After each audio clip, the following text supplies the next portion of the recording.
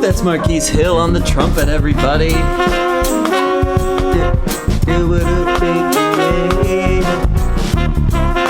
wonder if it's okay for me to keep using this as my theme song. It's for a record I'm going to release in a long time. Here, I'll turn down the volume of it. Is this better? You can hear me now? Good morning, everybody. That's Mackay McCraven on the drums. That's Daryl Jones on the bass. That is Marquise Hill on the trumpet. That is Jeff Parker on the guitar. And yours truly on piano. That's a song that I haven't released yet, but I will next year at some point.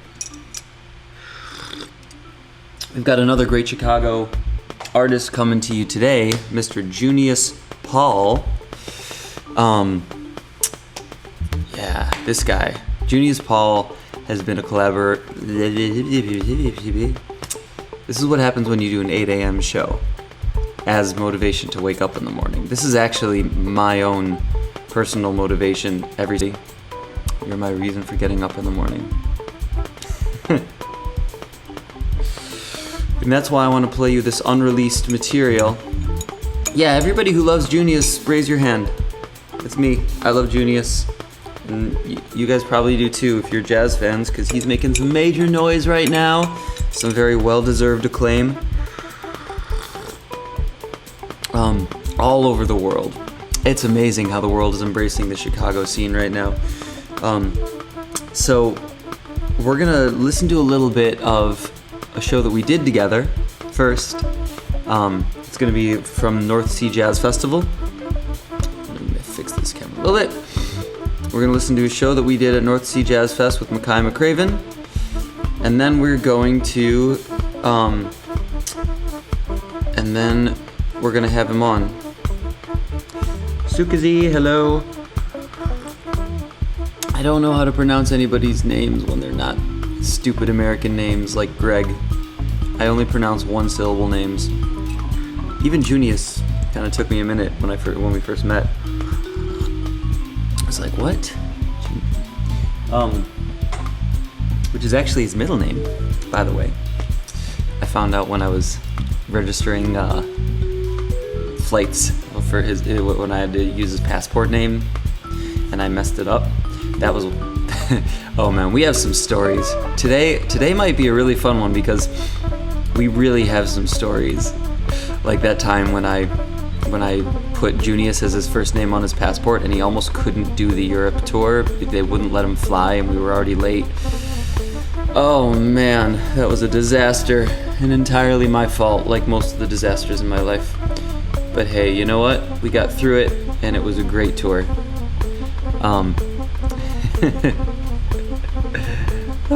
Yeah, this is fun. Listen to this music. I love playing you stuff that I haven't released yet. This is like kind of cool, right?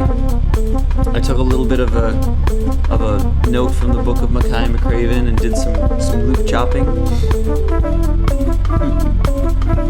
And that's Marquise on trumpet again, with Daryl Jones on bass, and oh, that's Joel Ross playing the vibes there. Woo, listen to that. Oh, wait, let's back that up a little bit. Let's hear Joel vibing over that.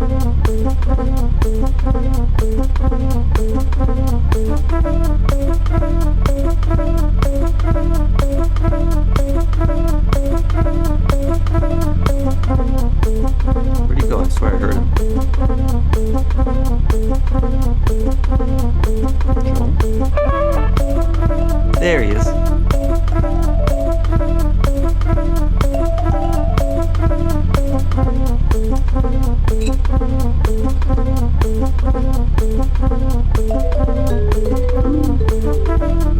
Oh, that's another guy from Chicago who's getting so much acclaim that he deserves right now. Is Joel Ross. I'm gonna try to get him on here. He's hard to nail down. That dude is in demand. Oh. Yeah, now this.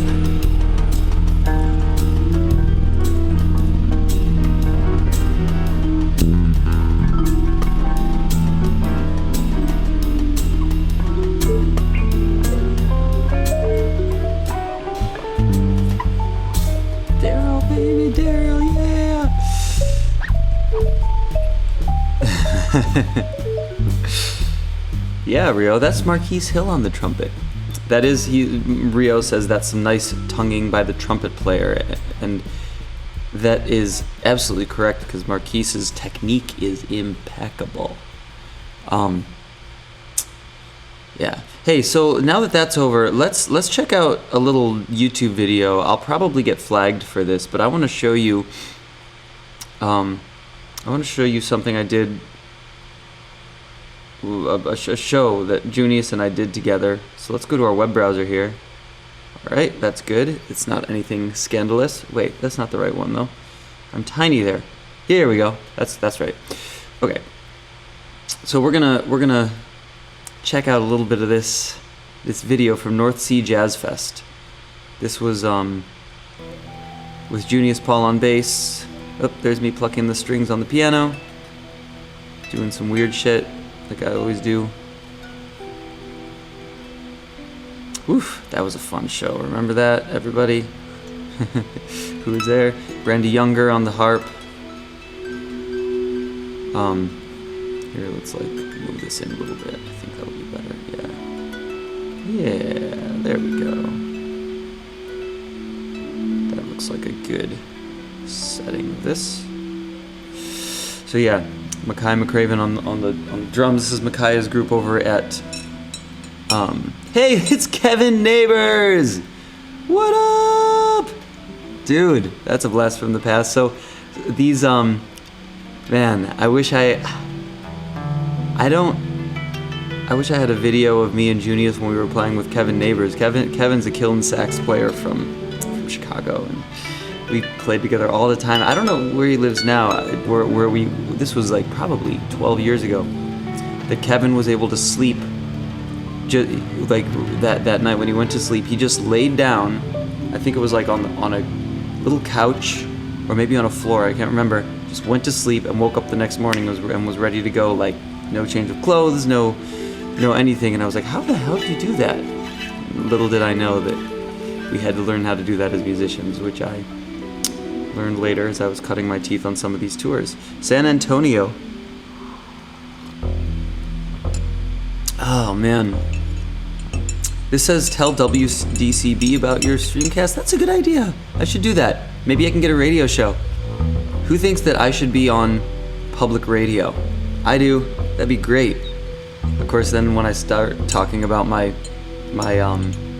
like sort of centrist viewpoints on everything, they'll probably take me off because I do support public radio. I think it's very important though, so I don't know, maybe there's a balance. Good morning, Ian Jesse. Okay, I'm gonna stop talking for a second so we can listen to this. Listen to Junius's sound there. This is the guy, for those of you just tuning on, this is the guy that we're gonna have later on today. Junius Paul.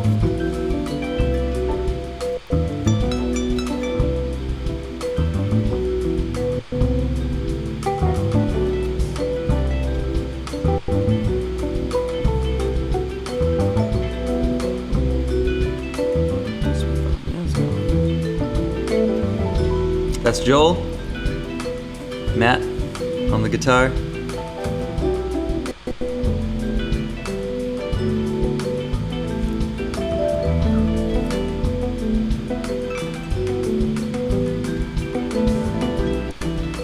Yeah, the song is Black Lion from one of Makai's recent albums.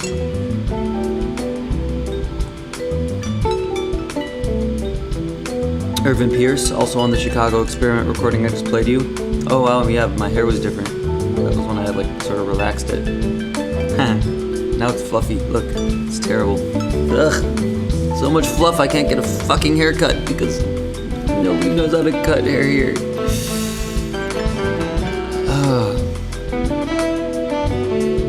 I told my family I would learn how to cut hair if one of them did. That hasn't happened yet.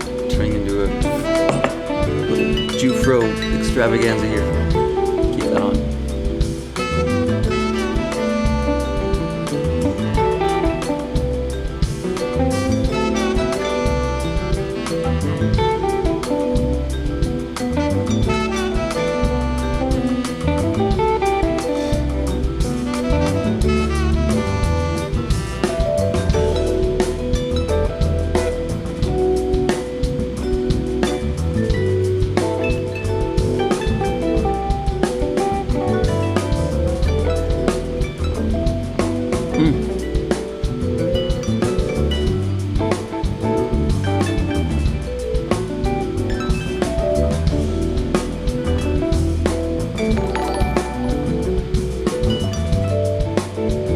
Hey, big shout out to Joel Ross who just shared this video.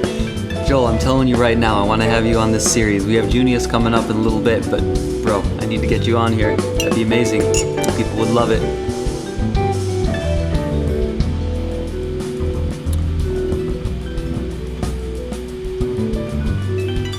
Oh, here, okay, I think I solo here, so I'm gonna keep this playing so you can see. Ha ha ha, I can do whatever I want because it's my show.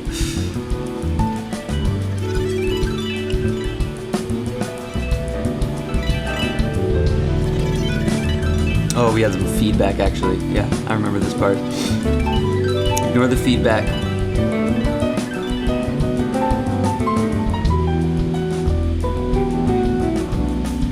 Get my Herbie on a tiny bit over here. Put this on.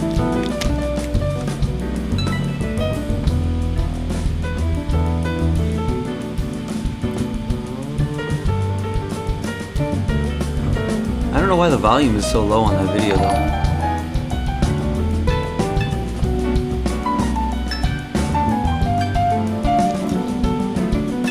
Oh God, I miss these days. I can't wait till we can go back on the road again. What's up, Isaiah Spencer? Oh, all the Chicago homies are coming out.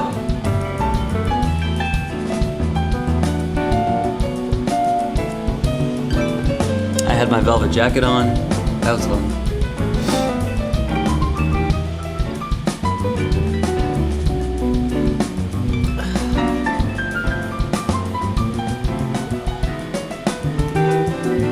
That was totally bit from Herbie.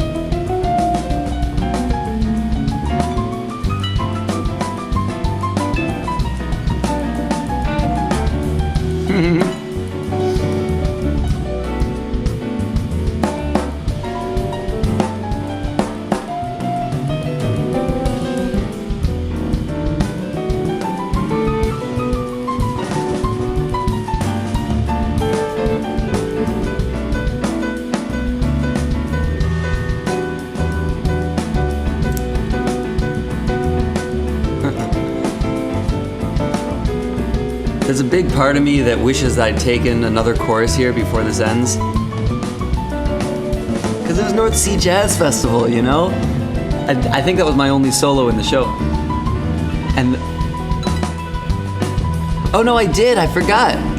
I gave him the cue.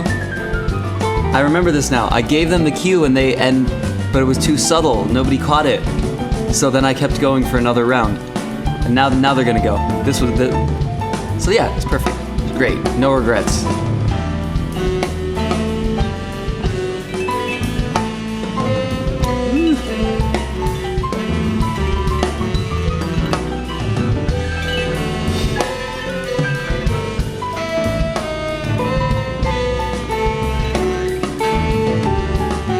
I remember I was late for the show.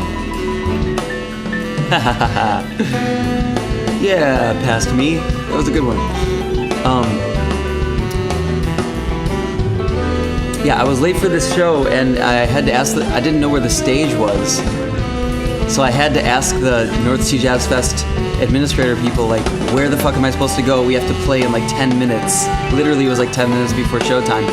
So they walked me through the crowd to the front of the stage, and I just climbed up onto the front of the stage like 5 minutes before the show started and did like my little check and then walked off. I was so relieved that I didn't actually miss the North Sea Jazz Fest show. I don't know if Micaiah ever knew that story. Hopefully he's not watching this.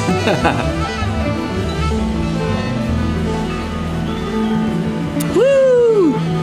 Oh, that was a fun one. I enjoyed that. Probably is one of the most. If I gave you an automated Amazon business, oh God, stop talking to me. $100,000 per month. I don't in care. Less than 6 months. No. Okay. God, that's the worst way to go back into something or other here. Let's play a little bit more background music while I'm talking to you, because this. Ooh yeah. Here, this is sort of like trippy something or other track that's also going to be on the Chicago Experiment. Ooh, I look tired this morning. Again, Micaiah on the drums. Let me turn that down for you. So yeah, in that show,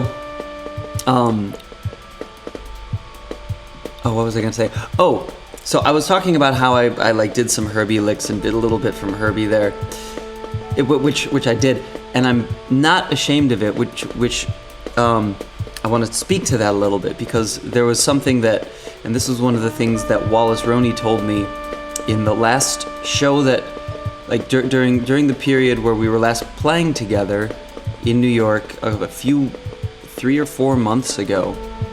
The late Wallace Roney, by the way, who tragically passed from COVID-19 just recently. But Wallace, he was giving me guidance at this show.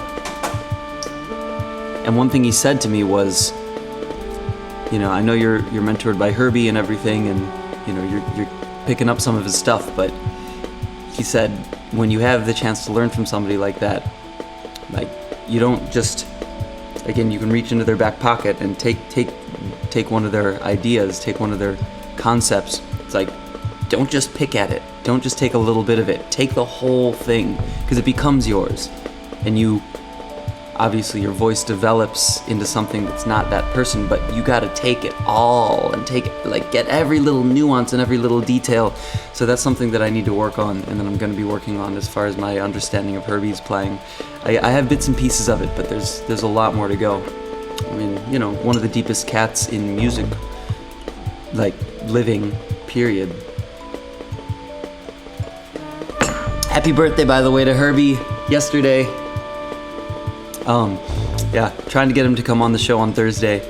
We'll see. He says he'd love to, but he's very busy, and he might be able to get through enough stuff so that he can take a few minutes on Thursday to talk with us. But at the very least, we've got somebody from Snarky Puppy. I'm not sure if I'm allowed to announce it yet. And we've got some other really great people coming and gonna zoom in with us on Hey Germany, what's up? I love it. Oh man, some people are coming out this morning. It's Monday, everybody. It's Monday, fun day. Woo! Every day's a weekend because we're all in quarantine. Oh man. Yeah, I could do this. I might actually stay in quarantine after we're allowed to be out of quarantine, because I'm thoroughly enjoying it. I'm not saying I like what's going on. It's very bad that there's a whole terrible disease that's plaguing humanity right now. But the lifestyle, I'm not mad at right now, because I'm one of those introvert-extrovert people. In fact, Junius made a post about this, which was quite interesting. I related to it. It's like the extroverts are going crazy right now, but the introverts are just like chilling into their space right now. And I this is my extroverted part of the day, at this hour in the morning, but the rest of it, I'm just like, zen. Yeah. So, that's that. Ooh. Yeah, this is the phone. This.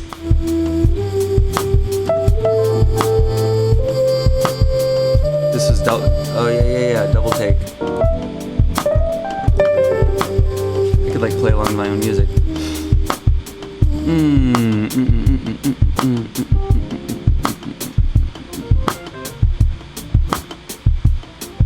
Okay. Woo.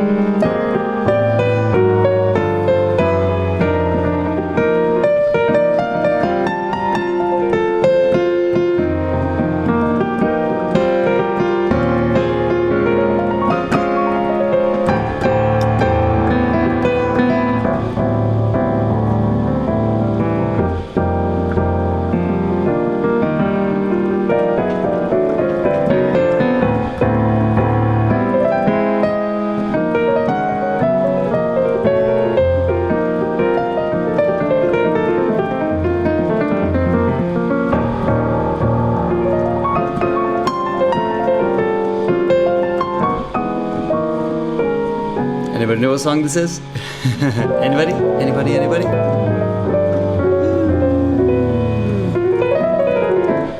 I love that I'm motivating people to get up in the morning. Dan Spiro, another distant cousin of mine, says, I made it. So if I'm getting up in the morning, maybe you're getting up in the morning too. And we're all just waking up, breathing in the beautiful air. Yep, got it. Maiden voyage. Very good. Waking up, breathing in. I also open a window every night before I go to sleep and every morning, and it always refreshes me. And music refreshes me. I listen to music every morning. Mozart for at least like 10, 15 minutes. And and then I love waking up to you guys on this. We've got 3 minutes and we're gonna have Junius Paul on here. As long as he's up. Did he text me back? Yep, sweet, he's up. Cool. Oh man, that's the thing about live shows. You really never know what's gonna happen. We could say anything and it's in the annals of history at that point. So you gotta be careful, but you also don't, because it's more fun if you're not careful on live television. Haha.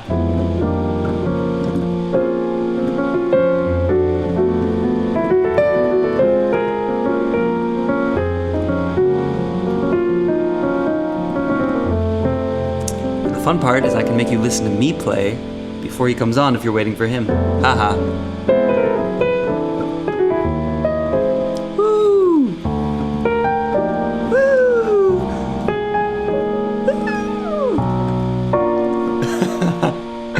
Oh man, anybody know about the woos, the jazz musician woos? I love those. Like, there's such a great Instagram video of when I think it was when I was playing with Micaiah at the jazz showcase, and Junius was on this one. I'm almost 100% positive. Junius was on it too, and then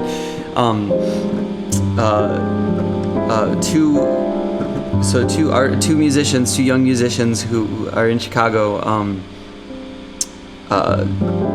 were sitting on the stage. You know, at the jazz showcase, you sit like on the side of the stage, and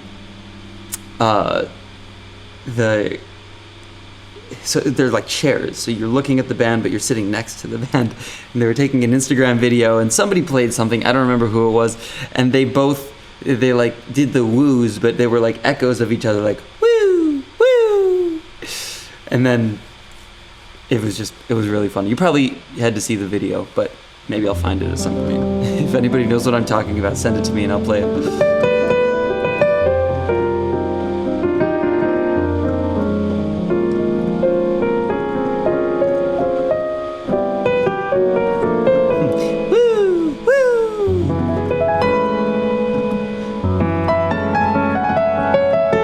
Wait, there's one of the Micah Collier. I actually don't know which one. Again, with my pronunciation of names, but one of the Collier brothers. Was that you? I feel like that was you who was there and did that video. It was so funny. Micaiah and I were cracking up over that afterwards.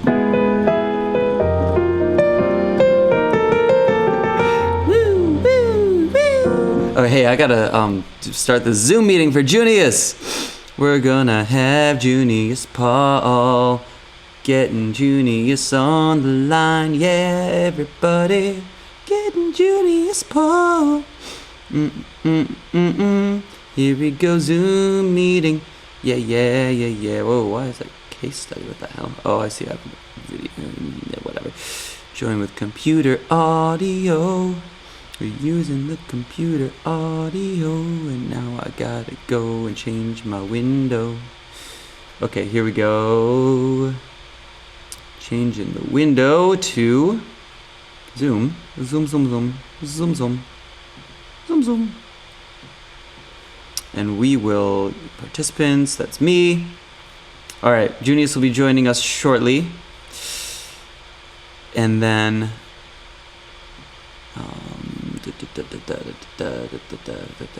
so right now we're in it. Probably don't need to be, I have it set so it automatically records all the meetings like within Zoom meeting, but probably don't, whatever, I'll allow it to keep recording. That's okay, because we're live anyway. I just need to delete this other Safari there. Boom. Okay, so right now you're seeing the double of Zoom and me, but the big me is going to be taken over by Junius pretty soon when Junius logs on. So I will get a ping from him. I'm going to go text him and say, ready. Cool. Now until he logs on, I'll get a little bling when he logs on. So we're going to, oh, he wants me to text the invite link. I can do that.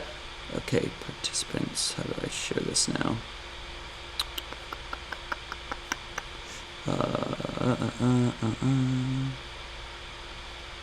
Invite, copy URL, boom. Passcode, I'm not telling you guys the passcode, I'm telling Junius the passcode. That would be pretty funny if I said it publicly, because I'm sure we would get some Zoom bombs. In fact, if anybody wants to Zoom bomb who knows us, feel free to let me know, because I'm not necessarily opposed to inviting others to this little powwow. There's Junius.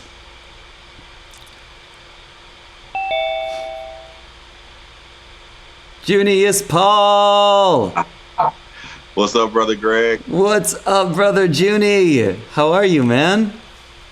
Man, I'm doing great, man. How are you? I'm really good. I'm even better now that I'm talking to you, man. It's been a long time. It's been a minute, right? Yeah, it's crazy. This whole quarantine and no touring thing, man. But yeah, it's wild. But I'm so happy to talk to you, man. I'm so happy to have you on the show. Thank you for having me, man. I really appreciate it. I know a lot of other people are happy too, because Junius Paul is the talk of the town right now. Oh man, shit. Just trying to make my instrument talk in some way or another. Always. That's the only talking I'm trying to do. Always, man. You always do. What's the name of the new album? Let's let people firstly know about this record that you just put out. Oh, well, thank you, man. Yeah, the name of the album is ISM, ISM, and it was released on November 22nd of 2019 last year, and it's been getting a lot of love. It's a mixture. I would say a mixture of a lot of different types of musical energies. I have I believe 16 people in total on the album, and then even more that were part of the recording process. And, of course, some tracks with Mickey, you were part of the recording process as well. And I'm happy that I can say that. And yeah, it was just like co-produced by Micaiah McCraven. And Micaiah actually was the one that came to Scotty McNeese. I'm going to adjust the seat a little bit. He was the one that came to Scotty McNeese in probably, I think, 2016. Mm-hmm. I was like, of course, Micaiah being with the National Anthem and releasing multiple albums, was good friends with Scotty, as was I at the time. But, of course, they were really close from their business dealings. Mm-hmm. And so he came to Scotty and was like, yo, man, I think it would be cool if Junius did an album, because I hadn't done an album yet. I know you had all these little recordings that you were taking around, like when we were touring, and you were working on your phone or your iPad or something, and like had all these cool beats and things, but you hadn't put out any music. Right, I hadn't released anything. So, I'm glad that Micaiah went to Scotty with that idea, and then Scotty came to me, and maybe around spring of 2016, and was like, "Hey, man, you want to do an album with Anthem?" I was like, "Sure, of course." And so Scotty laid the groundwork for organizing the sessions. They're vast majority live. We had one studio session that was actually done in January of 2019. So it was 9 live sessions throughout the course of 2016, and then one more in 2018, another live session at Co-Prosperity Sphere. And then we did the studio session in January of last year. So it's about 4 years, about 3.5 years in the making, the album is. And I'm proud of it. It took time to get all the ideas together, find out what we're going to use and what not. Of course, Micaiah doing some editing work as far as he made some beats on the albums from some of the live stuff and the studio stuff. And also he took some of the live stuff and just maybe chopped some stuff down here and there. But then there's also a lot of long play on the album that Micaiah just left alone. So it's a mixture of a lot of that stuff. And I'm proud of it. I'm glad that it all came together when it did. I'm glad that it got released when it did. And yeah, I'm just grateful, man. Grateful for everybody that's been a part of it. Grateful to International Anthem. Well, we're grateful that you put it out into the world, man. It's such a, for those of you who haven't checked it out, it's an incredible record, and I've listened to it several times from start to finish, and I recommend you do the same thing. If you're just chilling out one day in quarantine, which all of us are all the time, just if you don't have the vinyl, I would recommend picking up the vinyl, but if you don't have that, go onto Spotify and just start it from the top and listen to it all the way down. It's quite an experience, and it's also indicative of the Chicago sound and the Chicago scene, and it's a beautiful description of a point in time for all of us. Thank you, man. Yeah. I feel like it's definitely a culmination of the influences that I've been able to just have thrust upon me through the years. And that's really one of the things I'm most grateful for, is that not only that the project is what it is and that it was able to be released and the whole thing and that the world got to hear it, but the fact that I was able to draw from a lot of people that I came up with on the music scene in Chicago and, even around the world, mostly Chicago, with Isaiah Spencer, Tamika Reed, Vincent Davis, my quartet, which is Vincent Davis, Corey Wilkes, Justin Dillard, Scott Hesse, Irvin Pierce, Rajiv Halim, Jim Baker, Shanta Narula. I mean, well, the scene goes deep, man. I remember some of the shows that we played with Corey, like back in the day, and some of the releases. We have some releases like that. What was it? The Kind of Miles album that Corey did. Radio Over Miles. Well, we have Radio Over Miles, and then yes, actually that's one that, but that's not out right now. You can't find that anywhere because I removed my whole catalog, which was maybe a dumb move, but we're gonna re-release all that stuff. And sell that joint for like $100 now, right? Totally. Do the Nipsey Hussle proud to pay vibe. You know what I'm saying? For real, man. You know, that's awesome. Yeah, man. Yeah, man. So what was the other one though? You said Radio Over Miles, and then remember Corey when? Actually, I don't know. Maybe you didn't even know about this. Oh, it's the Velvet Lounge. That's the one with Xavier Breaker, myself, and Corey and Kahil. Yeah, Kahil Elzabar for sure. Yeah, I guess that was it. But there was another show though. Well, it was either that or I feel like I remember playing a show that was like upstairs at some car factory. Or it wasn't. I mean, it wasn't a factory. It was like a car. It was like a lounge that was built by a car company for some promotion thing, and we played upstairs. Oh, and I remember because I brought my Rhodes up the stairs, and you were playing. And you were playing bass. It wasn't Elastic, was it? That might have been Elastic. Was it Elastic? Because Elastic is the only place I could think of at that time. No, it wasn't Elastic. It wasn't Elastic. It was another place. And it wasn't Elastic Arts because I know Elastic Arts. I remember that. By the way, for those of you who are not from Chicago and don't know the Chicago scene, these are venues in Chicago. Like the Velvet Lounge was just, I mean, it is legendary now. Rest in peace, Velvet Lounge. Rest in peace, Fred Anderson. Rest in peace, Fred Anderson. And Ubi. Yeah. But that was one of the places where, first of all, we all met. Like, there wouldn't be this scene in Chicago if it weren't for the Velvet Lounge, because that's where I met Junius. That's where, like, I remember hearing Isaiah Sharkey play. Yeah, I think so too. You know, Sharkey's the homie. But yeah, so this was at the newer Velvet Lounge when it was on 67 East Sarmac. And we were actually supposed to have a gig with Chris McBride. And for whatever reason, the gig actually never happened. But I got there for the gig, and Isaiah Sharkey, we were both on the gig, and we both got there. We were like the earliest there. So he was there before me, because this is back when his brothers like were still dropping him off, because he was like, you know, I don't know if he had a car or anything like that, but his like brothers still dropping him off. But anyway, because that's how I used to get to the jam sessions. Like he would come in with his older brothers, and they would all just hang. It was cool, you know, when he was like way younger. But anyway, we're both at the gig, and I had my upright bass and my electric bass set up, and you know, we're just like talking at the tables or whatever. You know, we both were set up, you know, we're off the stage. And so we were having this conversation, and finally he's like, "Hey man, you mind if I just like mess around with your bass?" And I had my, well, I still have it, but at the gig I had like my 4-string Fender Jazz. And I was just like, "Yeah, of course, man. Like, no problem." So he gets up there and just like starts playing like some of the baddest stuff, man. Yeah, I'm sure. And I'm just like, wait, you know, I turned around, you know, of course, because I mean, we all knew what he could do on guitar, but I never heard him play bass. And so I was just like, you know, I just turned around and I'm just like, oh my God, come on, man, this is like crazy, you know, just playing like just ridiculous stuff, just off the cuff, you know what I'm saying? Oh, like, yeah, just completely, just messing around, but you completely slayed it. This like, But how old did you say? How old was he? 16, 17? He might have been about 16, 17 by this time. Yeah, little older than when we first met him, but yeah, not far.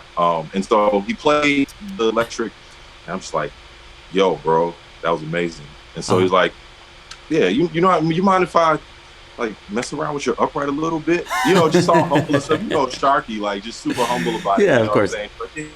Hey man, you mind if I like mess around with your upright a little bit?" And I'm just like, "Oh God, come on, man." Yes, of course. Like, you know, let me see where this goes, you know? And so it gets on the upright, and it's like, you know, of course, obviously you got to have caliber. This thing you got to build up on the upright, like to get like, you know, whatever. I'm, you know, everyday process for all of us bass players for life. But, you know, he picked up the instrument, and there was such a natural, like, sensibility of like language that he already had with the double bass, you know, because the double bass kind of speaks in its own way. Of course, it's bass, like the electric bass or the gimbal or any type of low end instrument, the bottom part of the piano. But it's like there's still like certain sensibilities of like playing bass that it's like you can't just apply straight from guitar, straight from piano, straight from any other instrument. It's got like any instrument, it's got its own vernacular. And it was like he starts walking the bass line, and it's just like in the language, in the vernacular, like he's had an upright bass his whole life or something. You know what I'm saying? So I was just like, man, if I gave you 30 days with either of these instruments, like we're all fired. No, seriously, man. He was beyond at such a young age. I remember my big like wow moment with Sharky was when he played Giant Steps, and he must have been 15 years old, and we like somebody called Giant Steps, and he started playing it, and he started tapping like crazy shit over Giant Steps at like 15 years old. I'm like, who is this kid? This is insane. I remember that night. I was there. Yep. Yeah, I do it. I swear I remember that night. Yeah. Yep. Yeah, man. Chicago was that place was a breeding ground for amazing music. And absolutely. I mean, Kevin Neighbors was watching earlier. I don't know if he's still watching. He probably is. But Kevin was one of the homies who was there all the time. And Kevin Baladon, what's up, bro? Yeah, man. Yeah, like in Dennis, Winslet, Kobe Watkins, those were kind of the big homies first coming in, when I first started coming into the Velvet. It was actually through Justin Dillard. Justin told me about it. Oh, okay. And I eventually came down, and that's when I met, because Justin went before I did. And that's when I started like meeting all the cats. That first week I met Corey, I met Isaiah, they came down. Yeah, and that's these when I were met like Corey our too. college years. Yeah, like I was in college, so it'd be like, I mean, there's so much I learned from the Velvet, from the inside and from the outside. Like, I eventually got the gig as the house bassist for the jam session on Sundays, as Justin as the pianist. And so it will be that quartet, Dennis, Kobe, myself on bass, Justin on piano. And so they would all, Corey, Kevin, Zeke, or Isaiah, and the cast, they'd all come down every week. And so I'm in college, and I've got like Monday class the next day, like 9 a.m., but it didn't matter. Like when we got done with the Velvet, the hang was in order. Like either the Dragon Room or the Blue Note. Papa G used to spin reggae on Sunday nights across from the Double Door, the WWE. But yeah, oh man, the hangs 5 and 6 a.m. man, and with 9 o'clock class on the regular. I don't remember where it was, but I remember breakfast food somewhere, like really greasy, like bacon and cheese and eggs breakfast food happening like at 3 a.m. after Velvet Sessions. I don't even remember what the restaurant was that we would go to, but it was just gross little greasy spoon, and it was so good. In fact, that's where I met Emma Dayhuff, who just gave us a wave on the chat. Hi, Emma. What's up, Emma? I met her at one of the hangs afterwards when we were all eating a bunch of like just terribly unhealthy food at 3 in the morning. At 3 in the morning, exactly. It was so good. Yep. Hey, the what's that behind you, man? Well, is that your record collection? Part of it, yeah. These are part of it. Couple, I don't know if you can see back there. Yeah, I've got some more like shelving on the side here, but yeah, this is the most of it. Yeah, and then I've got, like I said, I got 2 more over here. But yeah, I love records, man. I am a recipient of a lot of records from my parents. For my 18th birthday, they asked me what I wanted. I was just like, I want all you guys' records, because they were in the basement. And they would let me play them before that, but I would have to bring like whatever basically the rule was before then, whatever I brought upstairs to play in my room, because my dad brought me to when I was like 14, my first one. He was like, whatever you bring up, you gotta take them all back downstairs that night, and like whatever it's like if you take something out, you gotta put something back. It was always that kind of vibe. And so they finally just gave me their collection when I was 18, and since then I've just added on my own way. But yeah, a lot of that is my parents, man, so I'm very grateful for that. A lot of there's a library back here, man, that I inherited, so I'm grateful for that, man. I can just pull out a record. There's still records that I haven't listened to that my parents did. Well, yeah, bro, what you're able to dig into on records is very special. I think that's one of the things that informs your sensibility and your musical style, because you draw from music and songs from an era that everybody knows and loves, but from actual songs and music that are obscure and people don't necessarily know about. Like I remember you spinning at it was after you played with Micaiah and Marquise. I think it was in London, like maybe 6 months ago or something like that. And you were spinning these records that I just remember thinking, like, how did he find that shit? Like, it was so banging, and I had never heard of it or heard any element of it in my life, and it was just so special to be able to have that catalog at your disposal and be able to like go through it and figure it out. How many records would you say you have? Oh man, I haven't even taken count. I don't know how many are in. I mean, let me see. This will probably, each square will probably equal, I don't know, maybe 50. I would say, I mean, over 1,000, obviously, maybe even around 1,500, something like that, maybe to the twos. Like, but yeah, I was definitely over 1,000, I would say. Nice. And what's your favorite record that you have? Oh man, that's well, I'll say this. There's a favorite because it's just like my favorite, and then there's favorites that I have because of sentimental value, like from my parents. And so I would say my favorite like record that I own is Minnie Riperton's Come to My Garden. That's my favorite record. That's special to me because that's such a special record. And Charles Stepney obviously is very special to me, his music, and Minnie Riperton is very special to me. She's one of my favorite singers of all time.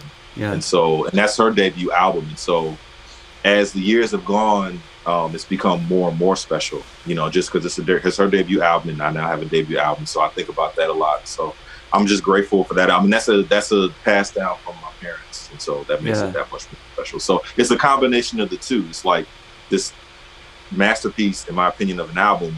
And then also it was passed down to me. So that's beautiful. I would say, yeah, for both of those reasons, that gets the number one spot. Nice. Good, man.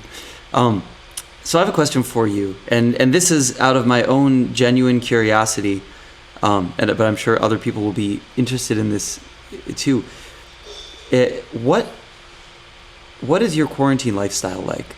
Like, tell me a little bit about how the quarantining is affecting Junius Paul. My quarantine lifestyle is very obviously chill because we ain't got nowhere to go, but secluded almost, I would say, if I were to pick a word. I'm an introvert by nature, and I'm fortunate that I'm a musician and a performing musician because that gives me an outlet to be able to like exercise my extroverted side. I mean, I'm not completely introverted, you know, there's because I'm the youngest in my family, so I'm kind of a mixture of like all the members of my family. The youngest in the family generally gets the combination of everybody, you know, and so I'm kind of that. And so there's like some introverted side, there's some extroverted side. So I'm both, but music allows me to really exercise the extroverted side and connect with people and, you know, shake hands and, well, at least in the old days now, but that'll change, you know, we'll get back there. But, you know, shake hands and just really commune with people and break bread and, you know, all that stuff. And so, but at home, I'm generally introverted, like not really like going out a whole lot, and just really trying to develop what I have in here. I'm fortunate to have a Fender Rhodes here, and like I've got my basses, and so, you know, my iPad, my computer is like down for right now. It's like the worst time, but really? You know, I've learned how to run a lot of stuff through my iPad, so it works out. You know? Nice. Yeah, my computer, man. I got Finale, like the latest version, and it crashed my computer. Oh no. So yeah. So now I have to like, you know, and so, but I mean, it's been a while. I should have gotten it done earlier, and then COVID happened and that kind of shut it all down. So, but anyway, I mean, I've still been able to run a lot of stuff in my iPad. So yeah. I've just been trying to stay in the creative zone. I've been cooking every day, which is cool because I like to cook. And so now I have the opportunity to do that. Because, you know, when you're gigging a lot and when you're on tour, you don't really like, even being at home, I would end up eating out a lot just because I'd be running to this rehearsal or this gig or like just places wherever. And so now I have the opportunity to just get behind the stove and cook breakfast every day and like. What's your favorite thing to cook? My favorite thing to cook, I would say anything kale. So I love to saute kale. So kale is like, I'm actually growing kale. I have outdoors. I love it, man. And I like the texture of it, the taste, everything. You can do a lot with it. So I'm actually growing kale. I've got a little patio outdoor garden right now where I got some kale seeds, and so I'm growing some kale right now just because I love it. So I want a bunch of it. So anything kale. Really, I'm having the time now to really get, rice is not the easiest to get, when you're cooking it, unless you have like a rice cooker or something, but I don't, I just do it out the pan. So, rock the pot. And so, yeah, getting my rice game down. But outside of kale, like as far as like a main dish, I love to like bake some chicken because there's different ways you can do it. You can bake it in like white wine. You can throw different seasonings on it. You can baste it in different things. So, and that's kind of my, like if I'm doing a meat, I don't do a ton of meat, but if I do a meat, it'll generally be some chicken. And salmon. I love to bake salmon. So those would definitely be my favorites. I'm not frying a whole bunch of stuff right now, but I'll probably get to that pretty soon. But yeah, that's kind of my very, very wholesome, very healthy. It's like lean meats and veggies and kale, which is full of nutrients. That's nice. So you've got kind of Go ahead. I'm sorry. I was gonna just make an observation. You have this like peaceful, meditative lifestyle going on, and you're cooking, growing some kale in like a mini garden. It sounds pretty idealistic. Loving it, man. Playing my records. I'm like, I've got the opportunity to do some deep cleaning to my place and getting all the little corners and shit. And so I'm really just appreciative. Get to spend some time with my cats and just kind of chill and explore. I've been taking this time really to explore, like we were talking about last night via text, really explore a lot of different instruments. I've been on the keyboard a ton, just like, I'm not trying to like get to your level or like Herbie or Chick or anything like that. I mean, I don't know. I may die of old age before I get to that level. You know what I'm saying? But I mean, just really working out harmonies. For example, like I'll play a record, just be sitting around playing a record, and I'll be like, "Yo, man, that's like, just be like a dope progression or like harmony or song form." And so I'll just take it to the roads and work it out and just really get inside of it. Studying scores and that kind of thing. So nice. Really in study mode. I mean, I've been in shed mode too, but more than anything in study mode. Nice. Well, before I let you go, I want to have you play something for everybody. What would you be up for that? And if so, what would you prefer to play? Like what instrument and music? And it's totally up to you if you're down for it. I'm gonna do a mixture of things. I have my partial small instrument set up back here, like a smaller setup. Okay. And I'm gonna do partially that, and then I'm gonna pick up my bass for a little bit and just play like a little ditty something, and hopefully that will suffice. Brilliant, man. Well, you just go for as long as you want to. I'm excited to hear you do something. I haven't heard any Junius Paul in way too long now, so I'm excited for it. Thank you, man. I'm just gonna be speaking off the cuff, man. Beautiful. All right, I'm gonna do a little camera adjustment and grab my axe, and then. Okay, great. Well, I'll talk to the people while you're doing that, because everybody, I put up a little note there so you all know who it is the whole time. It's Junius Paul. This is a bassist, an incredible bassist, one of the, at this point, foremost bassists on the scene right now, getting some attention that he has deserved for a long time. And those who know him in the Chicago scene are very happy to see it happen. He has a recent album called Ism, which is out on International Anthem, co-produced by Micaiah McCraven. And it's something that you can check out on Spotify. Yep, there it is. Exactly. You can get the vinyl. I'm sure you can find the vinyl on various outlets where vinyl is sold. Junius. Double CD as well. What's that? I said double CD as well. Oh yeah, double CD. Cool. Yeah, it's a serious amount of music. We're all very happy that it's out in the world. It looks like you might be ready over there, Junius. I think I'm ready to roll, bro. All right, everybody, this is Junius Paul. I'm going to let him do his thing. If you hear any tinkling of piano, that's because I just couldn't help myself in joining a tiny bit, but it'll be almost definitely mostly him. Yeah, get in where you fit in, man. You know. Cool. All right.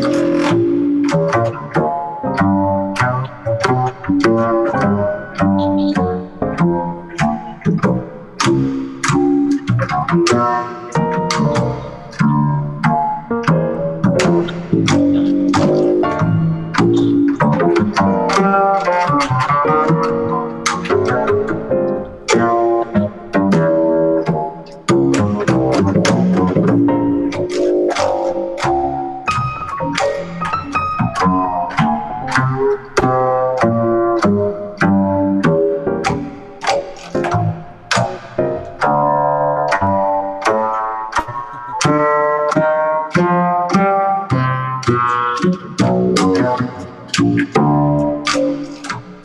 more.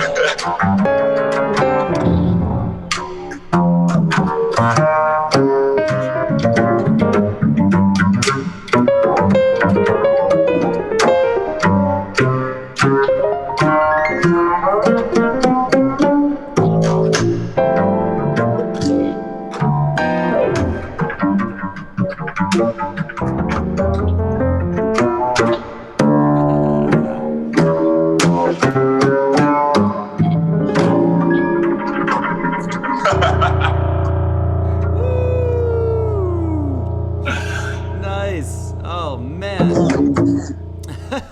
That's awesome. Here, okay, I'm turning my mic back up. I turned my mic down to avoid the hiss that's coming from my room over here. I think that was sounding just awesome, the way that audio was coming through. Beautiful. I was wondering. I was hoping so. Yeah. And then, obviously you're playing. This is brilliant, man. Just, it's refreshing to hear you live again, man. I really miss it. I mean, I guess it, too, yeah, it hasn't been that long, but it feels like it's been a long time. Feels like forever, man. We've been stuck in the house for a while. And so, if I can just take this moment, for all musicians and all artists, everybody really, but especially to my fellow artists out there, to just, if I can say anything, use this time to really build within and create. And all the live sets have been beautiful, and I appreciate everybody's expressions and like everybody doing teaching exhibits, all kinds of stuff. It's been beautiful. And I just encourage more creation, encourage more exploration, and we'll get out of this okay, and everybody will, I think, not only survive, but thrive in the end. So, just shout out to all the artists who are enduring this, at this time, and shout out to all the essential workers who have to leave the house. They don't have the luxury of just like staying at home to flatten the curve. They're out on the front lines. Everybody that's out on the front lines, you're definitely in my thoughts and prayers. Yeah. Amen, brother. But let's endure and let's be positive and lift each other up as much as we can through these communications that we have with each other. Use the tools that are at our disposal and power through this era in human history together.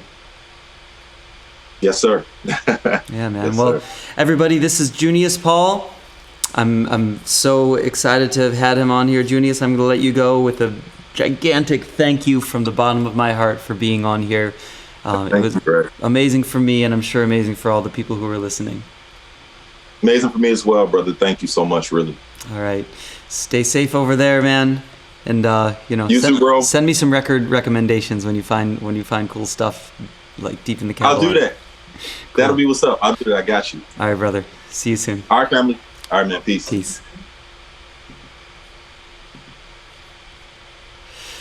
Oh man, Junius Paul, everybody. That was Junius Paul with the man, when he plays the blues,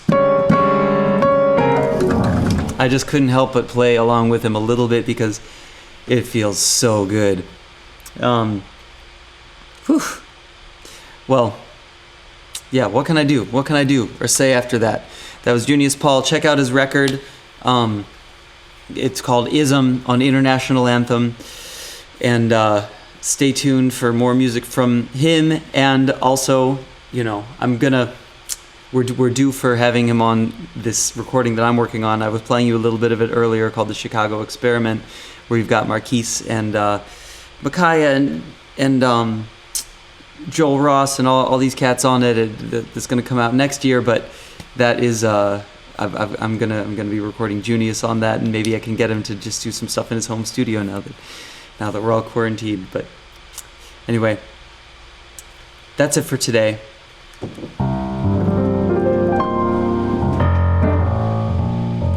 I feel like ending it with blues, but it's hard to talk and play the blues at the same time because it really sucks in your attention and keeps you there. So actually, I'm not going to do that.